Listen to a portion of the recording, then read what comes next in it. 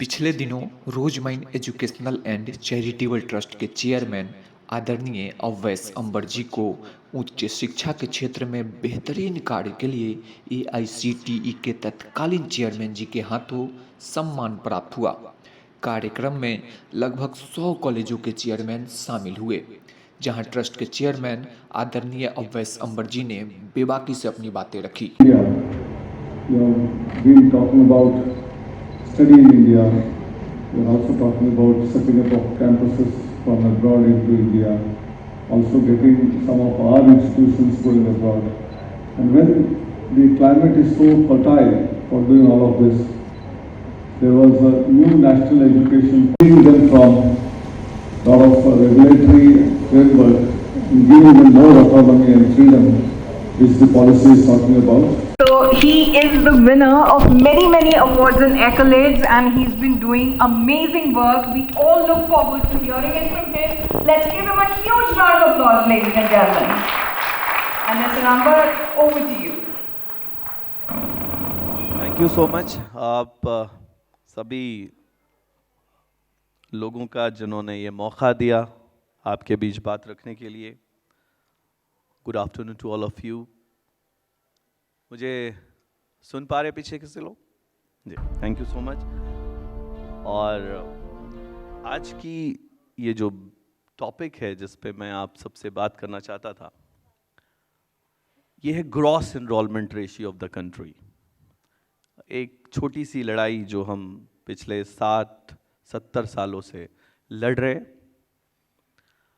मैं आपके बीच एक फिक्र डालना चाहता हूँ, एक सोच डालना चाहता हूँ। मैं डालना चाहता हूँ इस बारे में कि जो हमारे देश का एजुकेशन सिस्टम है और जो हमारे देश की ग्रॉस एनरोलमेंट रेशियो की हालत है, इस पे हम सबको एक बार फिक्र करने की ज़रूरत है।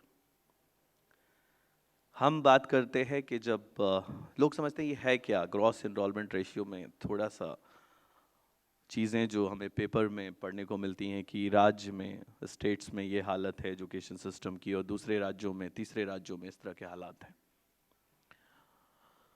ये एक ऐसी चीज़ है जिसके बगैर शायद इस मुल्क की तरक्की नहीं हो सकती। लेकिन हम सब इस मुल्क में प्राइमरी, सेकेंडरी और जब हायर एजुकेशन की तरफ रुख करते हैं, तो एक जो सबसे बड़ी दिक्कत है, परेशानी है, वो इस बात की है कि हमने एजुकेशन सिस्टम को जितना आसान किया हुआ था उसे उतना मुश्किल कर दिया कि आज वो एक आम आदमी की पहुंच से दूर है। और इसी पे हमारा trust rose mind educational and charitable trust काम कर रहा है। हम एक ऐसी पहली ऑर्गेनाइजेशन है जो इस एजुकेशन सिस्टम पे काम करते हुए 10,000 से ज़्यादा बच्चों को 2020 में हायर एजुकेशन के लिए MBBS और डॉक्टर डिग्री को छोड़कर सारे कोर्सेज में उनको फ्री ऑफ कॉस्ट एजुकेशन देने के लिए वेलकम कर रहे हैं। 10,000 से ज़्यादा इंस्टीट्यूशन, 10,000 से ज़्यादा बच्चों के लिए। अब ये कैसे मुमकिन है और इससे क्या होगा? देश की जो तरक्की में जो पहला विराम है, जो रोक है, वो है कि जब हम प्राइमरी और सेकेंडरी के बाद हायर एजुकेशन की तरफ जाते हैं तो वहाँ कुछ तकलीफ़ें जो हमने सिस्टम सब ने मिलकर बनाया उसमें है। वो है टेस्ट, एग्ज़ाम, तैयारियाँ, जेईई मेंस, नीट और अनगिनत तरह के स्टेट में टेस्ट। एग्ज़ाम्स के बाद हमें एक सीट प्राप्त होती है। हालात ऐसे हैं कि जो एजुकेशनल मंत्री, जो हमारे एजुकेशन मिनिस्टर हैं और जो सारे लोग इस चीज़ पे नज़र रखते हैं, जो कुछ भी वो पैरामीटर दिखा रहे हैं, मैं उससे सेटिस्फाइड नहीं हूँ। मैं 14 साल से इस इंडस्ट्री में हूँ।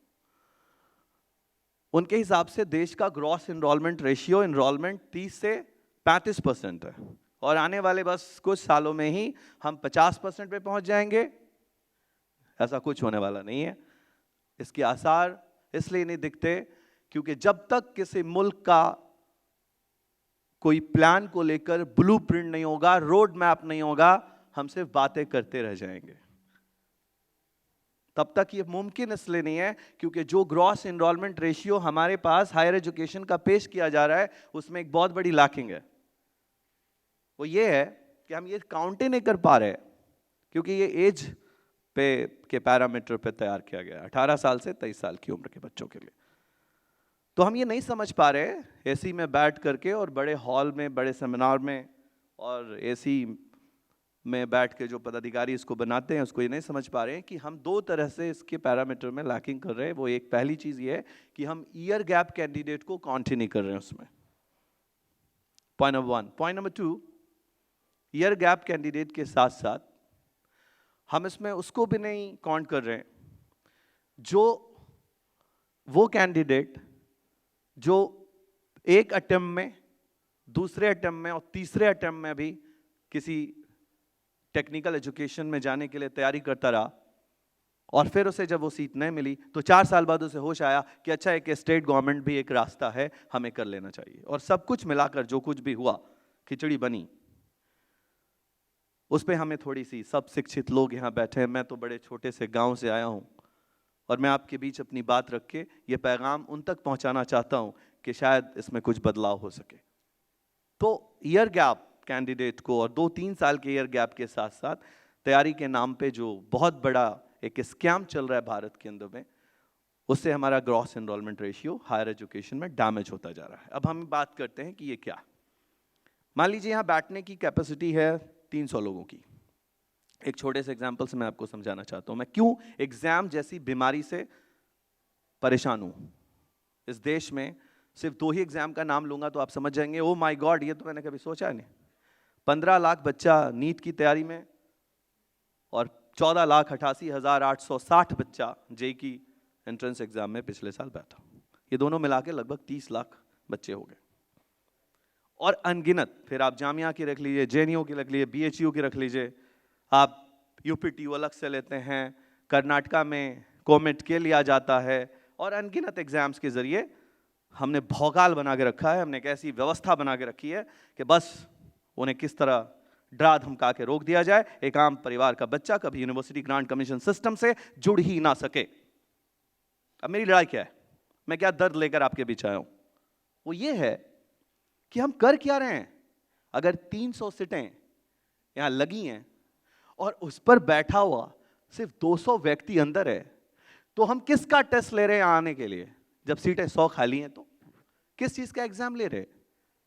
हम किस बात की के एग्जाम्स की सोच में पड़े कि हम इसमें क्वालिटी डालेंगे? हमारे देश की जहां हम 30% व्यवस्था की पार्लियामेंट में खड़े होकर बात कर रहे हैं, हम बोल रहे हैं कि हमारा 30% एजुकेशन सिस्टम ठीक ठाक चल रहा है। भैया हम ये क्यों नहीं बोल रहे कि 70% हमारी हालत बहुत खराब है, हम एनरोलमेंट नहीं कर पा रहे? और मैं आपको एक छोटे से धार्मिक आधार पे समझाने की कोशिश करूंगा। मैंने जो ग्रंथ पढ़ा है, चाहे वो हिंदू हो, मुसलमान हो, सिख हो, ईसाई हो, उस ग्रंथ में एक खास बात है कि हम अमेरिका के टक्कर में खड़े नहीं हो सकते और हमारी आने वाली जनरेशन हमसे सवाल करेंगी जिसका जवाब हमें कभी मिल नहीं पाएगा। वो क्या पूछेंगी? वो औलादें हमसे क्या पूछेंगी सवाल आने वाली जनरेशन कि आप क्या कर रहे थे पापा जब स्कूल्स बंद हो रहे थे, बर्बाद किए जा रहे थे, यूनिवर्सिटीज़ और कॉलेजेस के सिस्टम इस तरह चलाए जा रहे थे, तो क्या कर रहे थे आप? तो मैं अपना फ़र्ज़ निभा रहा हूँ अपने ट्रस्ट के बैनर तले, और मैं आपको अपनी युद्ध में, अपने इस लड़ाई में आपको साथ जोड़ने आया हूँ इस मंच से। मुझे बहुत खुशी है कि गौरव बल्ला जी ने हमें यह मौका दिया 5 मिनट और रखने के लिए।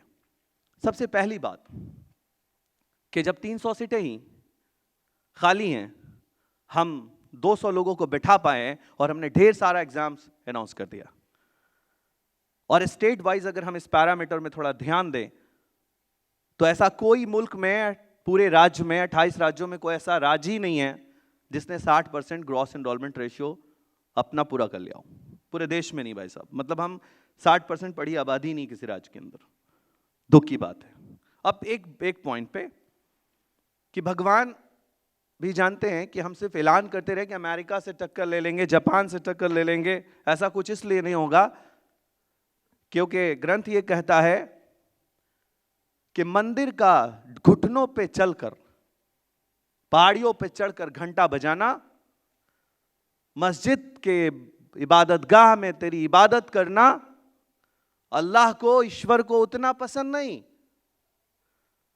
जितना कि एक जाहिल का 1 घंटा बजाना और जाहिल का इबादत करना और पहाड़ियों पे चढ़ जाना घंटे बजाने के लिए और रात दिन उसको सजदे में रहना, जाहिल का अल्लाह को, ईश्वर को उतना पसंद नहीं जितना एक आलिम का रात भर भगवान को सोना पसंद है। यह ग्रंथ कहता है। मतलब अगर एक शिक्षित आबादी है तो वो ना सिर्फ दुनिया को बल्कि अल्लाह और भगवान ईश्वर को भी उतना ही पसंद है।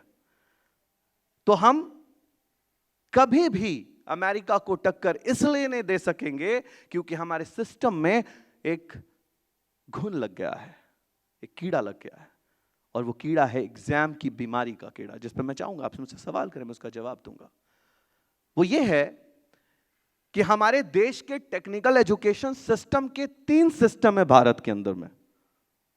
पहला बहुत आसान सा, केंद्र सरकार चलाती है, दूसरा राज्य सरकार चलाती है, और तीसरा private university grant commission system है।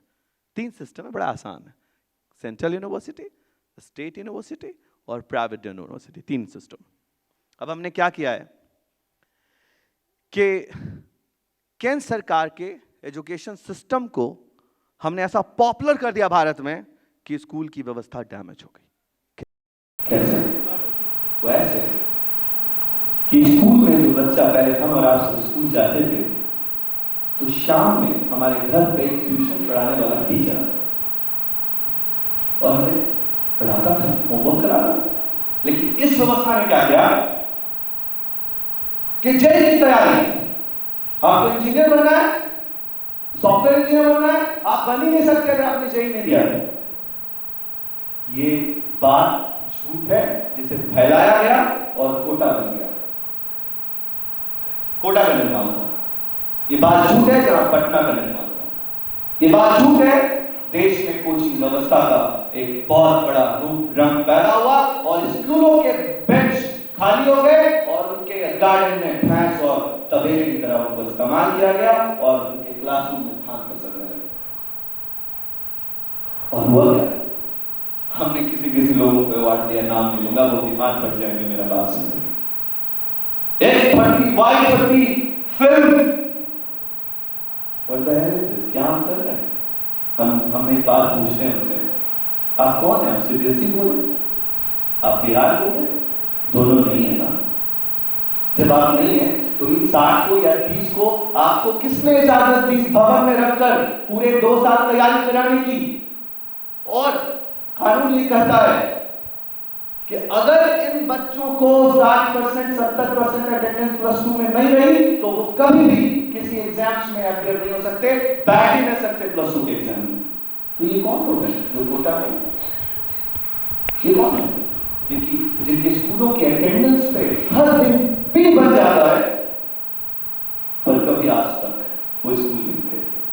उनसे पूछा यार किस स्कूल से हैं? वो प्राउड से बता रहे हैं फ्रॉम दैट कोचिंग सेंटर। हमारी औलादें पूछे नहीं करती पापा स्कूल क्यों होते थे? दूसरी बात, उस तैयारी के नाम पे हमने कंप्यूटर साइंस को पीछे कर लिया और आईटी की बाउंड्री को आगे किया। You are an ITN, oh my god. अच्छा मैंने जाना कि हम आईटीएन नहीं होकर भी एपीजे अब्दुल कलाम साहब की इंजीनियरिंग को सलाम कर सकते। वो आईटीएन नहीं के साथ देश को इंजीनियरिंग पढ़ाई, दिखाई, आईना दिखाया देश को। हमने क्या किया? हमने सिस्टम ही बदल दिया, आईआईटी की बाउंड्रीज को इतना बड़ा बना दिया कि इंजीनियरिंग छोटी है।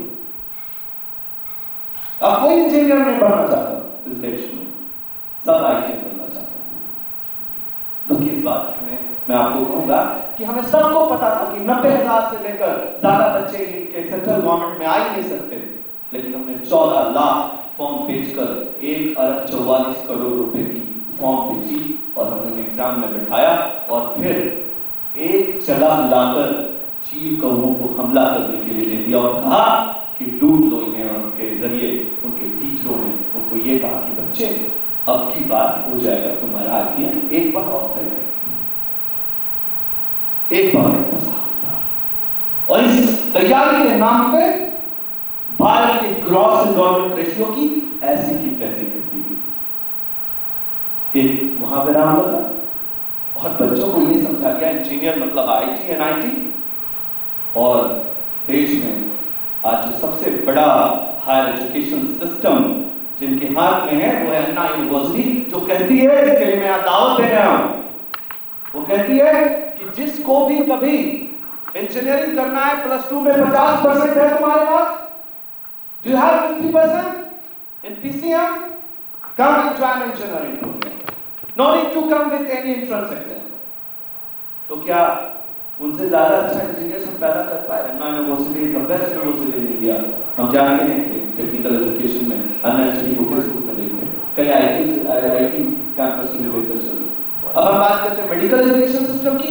बच्चा मेडिकल की तैयारी कर रहा है, तैयारी के नाम पे उसका ऐसा बुखार चढ़ा हुआ है कि या तो MBBS बन रहा है या तो फिर वो घर बैठकर B.Ed कर ले रहा है। बिलीव मी, अगर वो MBBS नहीं बन सका, उसके पास उसको पता ही नहीं है कि और भी कुछ चीजें हैं, BSc नर्सिंग है, एनेस्थेसिया है, डायलिसिस है, MND है, रिस्पिरेटरी है, वो सब कुछ नहीं करना चाहता, बनना चाहता तो सिर्फ डॉक्टर बनना चाहता।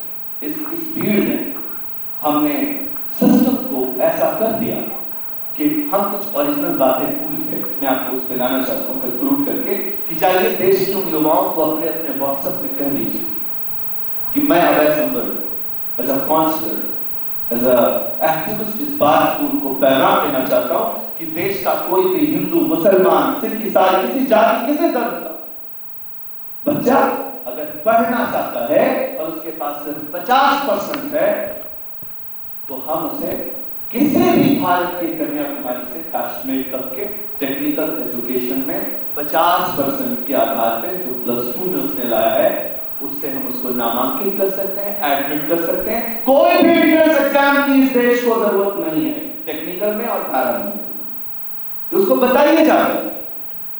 और एक और बात कि कौन रोक लेगा हमें? सिर्फ हम एक ऐसी हवा बना चुके हैं कि हमने इंजीनियर बनाना छोड़ दिया, IIT की तैयारी के नाम पे बेहतरीन दुकानें शुरू नहीं चल रही। मैं एक आवाज से आपको छोड़ आया था कि 15% एजुकेशन सिस्टम में आज हमारा सिस्टम जो सरकार कह रही है कि उसके पास 30% एजुकेशन सिस्टम हायर एजुकेशन में है, मैं उससे इनकार करता हूं इस मंच से और उनको कहता हूं कि आप 13% पे भी नहीं है, लेकिन हम आज सब मिलकर के एक साथ उनको 30 से 35% पर ला सकते हैं और हम चाइना के बराबर पे एजुकेशन सिस्टम में आ सकते हैं। उसका सिर्फ एक तरीका है कि हम उनको जो 15% स्टेट टेक्निकल से बिना किसी एंट्रेंस एग्जाम के जोड़ सकते हैं। फिर से बोलूं, स्टेट टेक्निकल यूनिवर्सिटी कन्याकुमारी से कश्मीर तक में ये अधिकार रखती है कि 15% सीटों पर किसी को भी 50% में इन्वॉल्व किया जा सके। यहाँ कई कॉलेज के मालिक बैठे हैं, उनसे पूछ लीजिए। तो अगर हमारा 15 है तो हम 30 हो जाएंगे, और अगर सरकारी डाटा में उनके पास 30 है तो हम 45 हो जाएंगे, हम कनाडा के बराबर पहुंच जाएंगे। शिक्षा, this is all about my programme. इसलिए हम सब एक साथ जुड़कर इस देश को शिक्षित बनाने में, इस देश को शिक्षा की सही राह पे लाने में आप मेरा सहयोग करें और हम सब इस मिशन को चलाएं एक साथ मिलकर, तभी देश आगे बढ़ेगा। शिक्षा के बगैर ये देश कभी भी तरक्की नहीं कर सकता, कभी भी ये तरक्की नहीं हो सकती। देश की शिक्षा ही एकमात्र ऐसा फॉर्मूला है जिससे हम देश को तरक्की के रास्ते दिला सकते हैं। Thank you so much. मैं चाहूँगा कुछ क्वेश्चन हो, आई खुश तो फिर कोई बात हो, अगर मैं सवाल आपसे चाहूँगा कुछ पूछा जाए प्लीज। Yes ma'am, 2-3 question.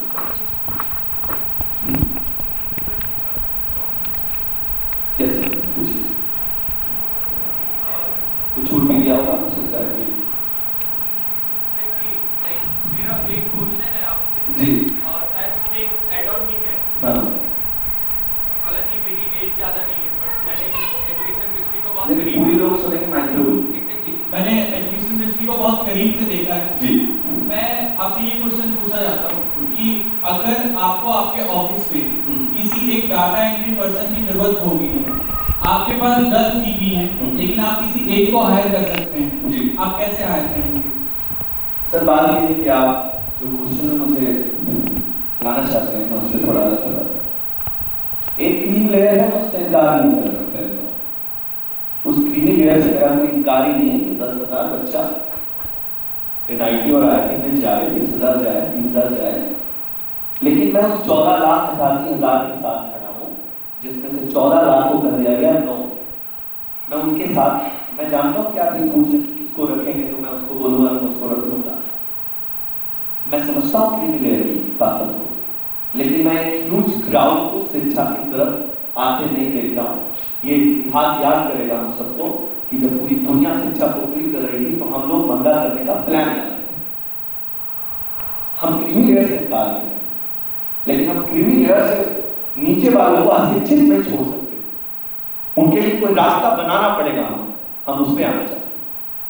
और एक और ऐड ऑन था, मुझे नहीं लगता, लाइक ये मेरा पर्सनल अंडरस्टैंडिंग या पर्सनल ओपिनियन है, मुझे नहीं लगता कि किसी भी तरीके से जो 3 लेयर्स हैं उनकी कहीं भी कोई गलती है इस एजुकेशन सिस्टम को बनाने में। बहुत बड़ी गलती, वो इंकार ही नहीं कर सकते। शायद मैं अपना पॉइंट एक बार आपको शेयर करना चाहता हूँ। मैं आपको इस पर थोड़ा सा जानकारी दे देना चाहता हूँ। उनकी बहुत बड़ी गलती सरकार ने, और पिछली सरकार और अभी की सरकार, ये नहीं कर सकती कि गलती नहीं है।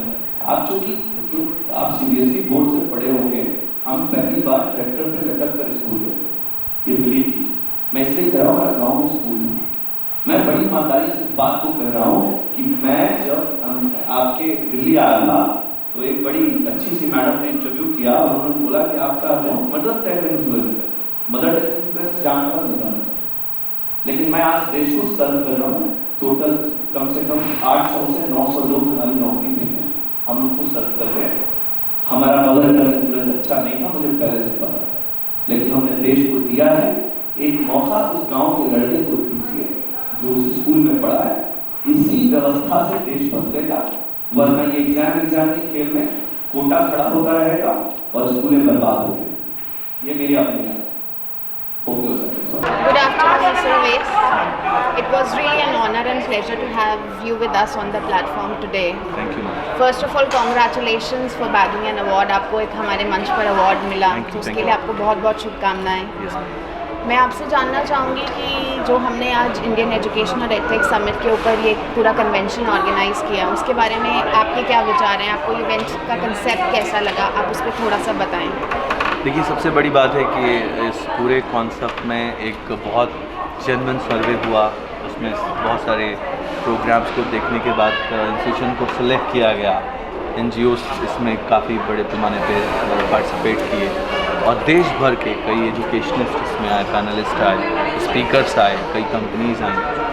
और इसी तरह के प्रोग्राम से देश के निचले स्तर को मैसेज जाता है, निचले बच्चों को मैसेज जाता है। जो आपका प्रोग्राम है रियली वो एक सक्सेसफुल प्लेटफॉर्म है उन सारे इंस्टीट्यूशंस के लिए, जिसके ज़रिए वो अपनी बातों को उन बच्चों तक पहुंचा सकते हैं जहां वो नहीं पहुंच सकते। ये बहुत अच्छा कॉन्सेप्ट था। आज जो announcement rose mind educational and charitable trust ने किया है इस मंच से कि 10,000 से ज़्यादा बच्चों को हम लोग इस साल गोद लेके पढ़ाएंगे। अपना ये जो आपका विजन है 10,000 बच्चों को अपने ट्रस्ट में एब्जॉर्ब करने का, तो वो आप किस तरह से उस पर पूरा करेंगे? तो मैं थोड़ा सा उसी के बारे में पहली बात कि मैं हमेशा देश भर में घूमकर ये कहता रहा हूँ कि 10वीं के बाद और 12वीं के बाद जो छात्र हिंदुस्तान के किसी कोने का है, अगर उसके पास सिर्फ 50% मार्क्स है, उसे किसी तरह के एंट्रेंस एग्ज़ाम को देने की आवश्यकता नहीं है। ये कानून भी है। उसके पास कई रास्ते हैं उस इंस्टीट्यूशंस को अख्तियार करने के। हाँ, डॉक्टर डिग्री मेरे पास नहीं है। अगर MBBS की बात करें, BDS की बात करें, BMS की बात करें, BUMS की बात करें, तो ये कोर्सेज़ हमारे पास नहीं है क्योंकि वो नीट के अंतर्गत आते हैं। लेकिन उसके बाद मैक्सिमम कोर्सेज़ में, लगभग सब कोर्सेज़ में, चाहे वो कोई भी पैरामेडिकल हो, कोई भी टेक्निकल हो, कोई भी मैनेजमेंट कोर्स हो, इन सारे प्रोग्राम्स में हम उन बच्चों को आह्वान करते हैं कि उन्हें किसी तरह की चिंता करने की ज़रूरत नहीं है। उनका मैं एडमिशन्स भी लूँगा, उनको क्वालिटी एजुकेशन इंस्टीट्यूशंस के अंदर दिलवाऊँगा, साथ ही साथ उनका 1 रुपया भी खर्च नहीं होगा, free of cost he education होगा। 10,000 बच्चों को गोद लेकर प्रोग्राम में पढ़ाया जाएगा। Really appreciate you for this work. और एक और भी बात, इनमें कोई पैसे न लगेंगे, सिर्फ खाने रहने का इंतज़ाम उनका अपना करना होगा। पढ़ाई के लिए कोई पैसे उनको नहीं लगेंगे। खाने रहने में क्या इंतज़ाम कर रहे होंगे? सुबह का नाश्ते का खर्च जो हमने अपने बोर्ड मीटिंग में तय किया है वो 40 रुपया है। दोपहर के खाने का खर्च 40 रुपया, शाम के खाने का खर्च 40 रुपया, रात के खाने का खर्च 40 रुपया और रहने का खर्च 40 रुपया। मतलब पर डे 160 रुपये से 200 रुपये का पर डे का खर्च है। और हिंदुस्तान के किसी मैप पर जो बच्चा जिस राज्य में पढ़ने की कल्पना करता है, जिस राज्य में पढ़ना चाहता है, वो उसमें मैप पे उंगली रखेगा और जिस राज्य में पढ़ना चाहेगा, जिस कोर्स में पढ़ना चाहेगा, हम उसे गोद लेके पढ़ाएंगे।